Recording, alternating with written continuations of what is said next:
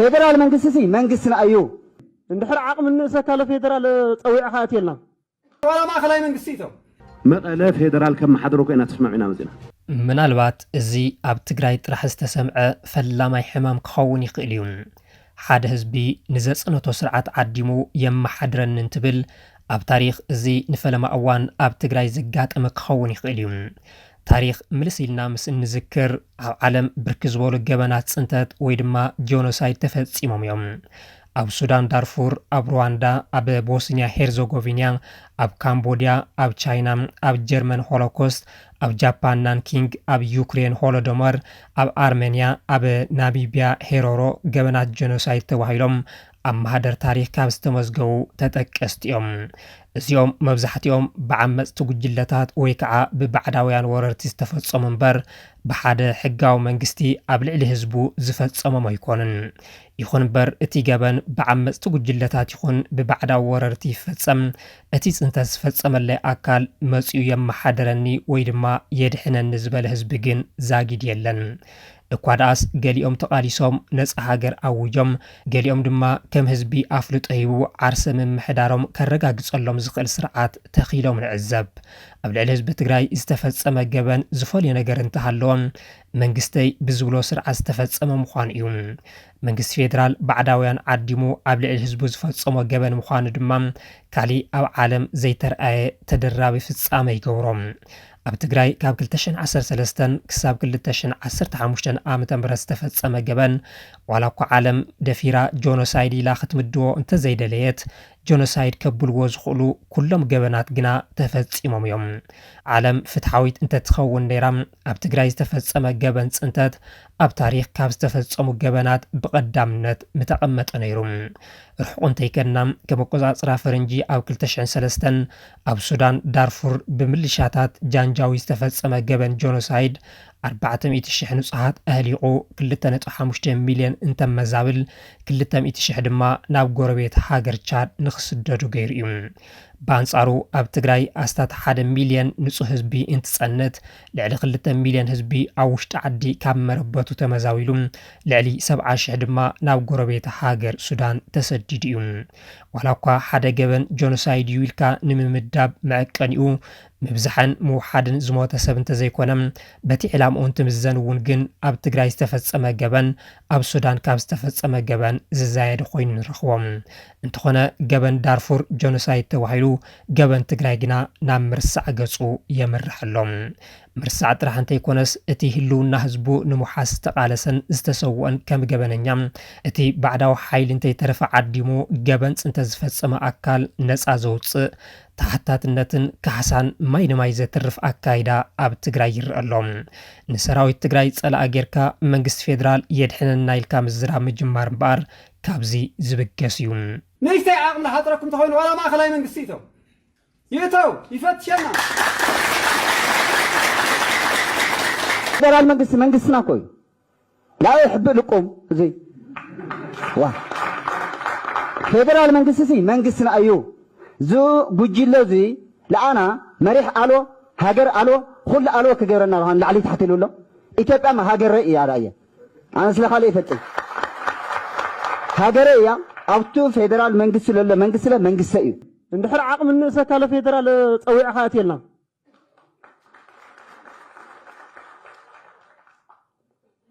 ፌደራል ንጽበየለና ኢና ፌደራል ሃምዝተባሃለ መንግስትና እዩ ህዝቢ ትግራይ ቅድሚ 4 ዓመታት መላምል ደቁ ናብ በረኻ ንኽሑዝ ዝገበረ ኣብ ልዕሊኡ ፍጸም ዝነበረ ገበን ብምኽባስ ፈለማ ህልውንኡ ንምርጋጽ ነይሩ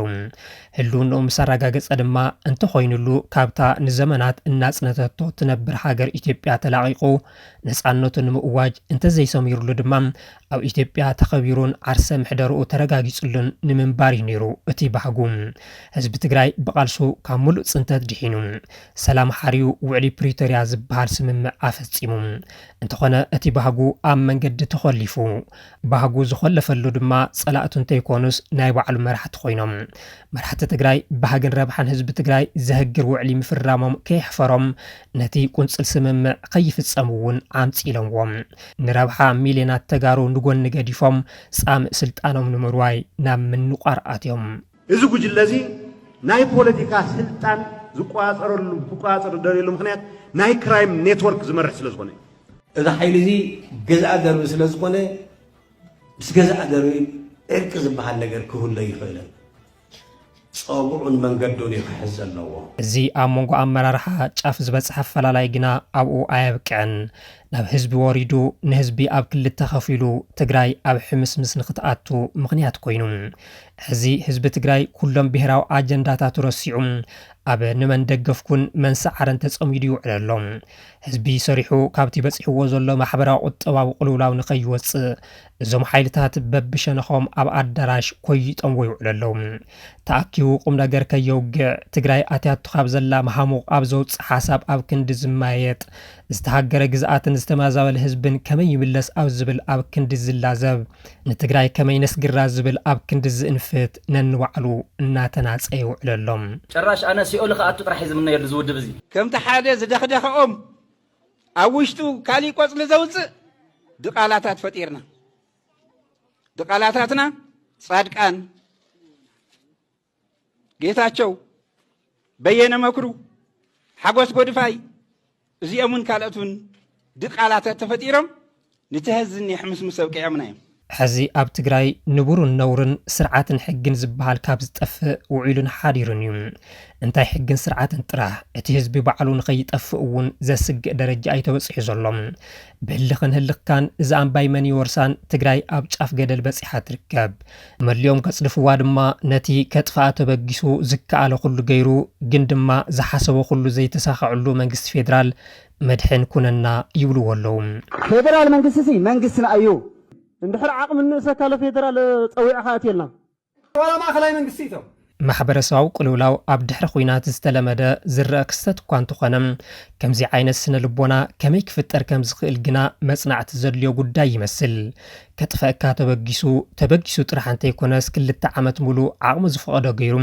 ሰላም ፈጢረ ድሕሪ ምባሉ እውን ግዝኣትካ ገቢቱ ብሰላሕታ እናጥፈእካ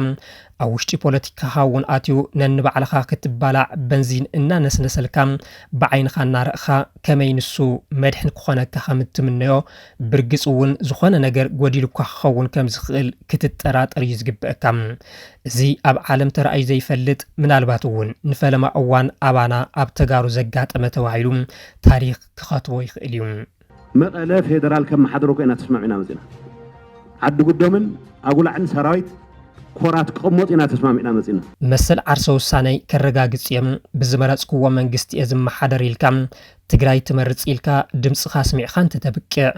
ኣይግዛእን ዓደ የውርርን ኣይፀነትን ከም ህዝቢ ክነብር ኢልካ ሓቢርካ ተቃሊስካ ታሪክ ምስ ሰራሕኻ መንግስቲ ፌደራል የመሓድረን ኢልካ ንምፍራም ደኣ ኣሽሓት ኪሎሜትራት ኣቋሪፅካ እንታይ ናብ ፕሪቶሪያ ወሰደካ ካብ መፈለምቱ ተማእዚዝካ ክፅውዕካ ከሎ ኣብየት ክልእኸካ ከሎ ሽናበልካ ዘይምነበርካ ኣሽሓት ካብ ፅንተት ሚልዮናት ካብ ስደት ግዝኣትካ ካብ ምህጋር ንብረትካ ካብ ዕንወት እኳ መትረፍካ ነይርካ ምስ ኮነኸ መንግስቲ ፌደራል ንመቐለ ንኸመሓድሮ ንምስምዕማዕ እንታይ ናብ ደቡብ ኣፍሪካ ኣድከመካ ኣብ ቀረባኻ ናብ ሸዋ ኸይድካ እንደሞ ነገርካዮን ዝብሉ ሕቶታት ምልዓል ኣብዚ ሕዚ እዋን ባጫ ክኸውን ይኽእል እዩ ምክንያቱ ኣብዚ ደረጃ እዚ ንክንወድእ ቀንዲ ተሓታቲ እቲ ሎሚ ንስልጣን ዝባላዕ ዘሎ ኣመራርሓ ብምዃኑ ሓድነትና በቲኑ ብሄራዊ ረብሓና ሓንሺሹ ስነ ልቦናና ሰሊቡ ሙረኻት ፀላእቲ ክንከውን ዝገብረና ዘሎ እዚ ኣመራርሓ ስለ ዝኾነ ብምዃኑ ድማ ነቲ ገበነኛ ግን ድማ ገበኑ ባዕልና ሰሪዝናሉ ሕዚ ኣፈውፂና መንግስትና ክንብል ሞራል ረኺብና ፌደራል መንግስትና ኮይ لا يحب لكم زي وا ፌደራል መንግስቲ መንግስትና እዩ ዙ ጉጅሎ ዚ ለአና መሪሕ አሎ ሃገር አሎ ሁሉ አሎ ከገረና ባን ላዕሊ ተሕተሉሎ ኢትዮጵያ ሃገር እያ ራእየ አነ ስለኻለ ይፈጥል ሃገር እያ ኣብቱ ፌደራል መንግስቲ ለለ መንግስቲ እዩ ብርግጽ ኣብ ትሕቲ መንግስቲ ፌደራል ኮይነ ክመሓደር የልካ እንተ ተስማዕሚዕኻ መንግስቲ ፌደራል መንግስቲ እዩ ምባል እንታይ ሓጢያት ይገብሮ ክበሃል ይኽእል እዩ እንተኾነ እዚ ተገዲድካ ዝኾንካ የምበር ድልየትካ ይነበረን ድልየትካ ነቲ ከጥፈእካ ዝመጽእ ሓይሊ ስዒርካ ካብ ባርነት ነፃ ምውፃእ እዩ ነይሩ ኣብ ልዕሊኻ ገበን ጀኖሳይድ ዝፈጸመ ኣካል ክሕተት ግዳያት ድማ ፍትሕን ካሕሳን ክረኽቡ እዩ ነይሩ እቲ ባህግኻ ነዚ እዩ ነይሩ መላምል ደቅኻን ኣሕዋትካን ፍቓዶ ሽንጥሮታት ዝቐበርካ እዚ ደኣ ኣሻብ ረሲዕኻዮም ሕዚ ደኣ ኣሻባይ ቁስልኻ ሓውዩ በሰላኻ ተቐሪፉ ኣሻብ ደኣ ሰራዊት ትግራይ ጅግና ስርዓት ብልጽግና ፋሽስት ዝበልካሎ ኣፍካ ንቲዲኤፍ ኣመራሲሑ ንሰራዊት ኢትዮጵያ መድሕነይ ንስኻ ኢኻ ክትብሎ ክኢልካ ካብ መዓዝ ደኣ ሰራዊት ትግራይ ወሓሰይ ትብለሉ ዝነበርካ ኣፍካ ደርጋውያን ዝብል ክጽውዕ ጌርካዮም ደርግ ደኣ ካብ ዝንላዕል እንታይ ደጊር ደርግ እዮም ልዕሊ ደርግ እዮም ሕዚ ኣብ ትግራይ ዓብዪ ዓዲ ዘሎ ይመስልን ነቲ ተፈጢሩ ዘሎ ሓዊ ዘጥፍእ ነቲ ጸጋማይ መንገዲ ገዲፉ ንየማን ዝኣሊ ንትግራይ ከድሕን ዝኽእል ሓሳብ ዘቕርብ ዳርጋ የለን ምባል ይከኣል እንተሃልዩ እውን ዝሰምዖ ሰብ የለን መብዛሕትኡ ብፍላይ ድማ እቲ ተማሂረ ዝበለ ሓይሊ ከከወግንኡ ሒዙ እምኒ ኣብ ምውርዋር ይርከብ ወሓስክመን ትግራይ ዝበሃለሉ ግዜ እምበኣር ሕዚ ዝኾነ ይመስል እቶም ካብ ካርታ ዓለም ከጥፍእዋ ዝተበገሱ ሓይልታት ንትግራይ ወሓስኩ ኸንዋ ከም ዘይኽእሉ ፀሓይ ዝወቆ ሓቂ እዩ ወሓስኩ ኸንዋ እንተይኮኑስ መሊኦም ከጥፍእዋ ዝኽእልዎ ኩሉ ይሰርሑ እዮም ዘለዉ ንትግራይ ወሓስኩ ኾና ዝኽእል ብሕታዊ ኣካል እንተሃልዩ ባዕሉ ትግራዋይ ጥራሕ እዩ ኣትይዎ ካብ ዘሎ ስኻር ይፃወተሉ ካብ ዘሎ ናይ ጸላእቲ ሜዳ ወፂኡ ናብ ልቦንኡ ናብቲ ናይ ባዕሉ ጓዳ እንተተመሊሱ ጥራሕ እዩ ትግራይ ከውሑሳ ዝኽእል ዘለዎ ኣፈላላያት ብስልጡን መንገድን ብምክባርን ፈቲሑ ዘይፍትሑ እንተሃልዮም ድማ ንግዚኡ ተኻኢሉ ኣብቶም ዓበይቲ ብሄራዊ ኣጀንዳታት እንተተኪሩ ጥራሕ እዩ ትግራይ ሕዚ ኣንጻላልዋ ካብ ዝርከብ ሓደጋ ጥፍኣት ክትድሕን ትኽእል